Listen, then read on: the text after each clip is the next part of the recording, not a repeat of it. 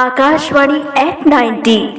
मैं जेमा शाह रायगढ़ से। मैं सभी श्रोताओं और आकाशवाणी रायगढ़ के कलाकारों को मेरा नमस्कार। रेडियो को संचार माध्यम का एक प्रथम आविष्कार कहूँ तो कोई अतिशयोक्ति नहीं होगा। हमें अपनी भावनाओं को, विचारों को जन समुदाय तक पहुँचाने के लिए रेडियो एक क्रांतिकारी साधन है जो समाज को जागृति के साथ साथ ज्ञान, मनोरंजन और अकेलापन दूर करने का सशक्त माध्यम बना है। आज के परिवेश में हम क्या करते हैं, तमाम तरह के फेसबुक हो गया, WhatsApp, Instagram, YouTube, social media का उपयोग कर रहे हैं। इन सब की जननी क्या है? रेडियो ही तो है। तरंग से ये सब कुछ हो रहा है और कौन सोच सकता था, ये सोचने में ही पूरा अकल्पनीय लगता है।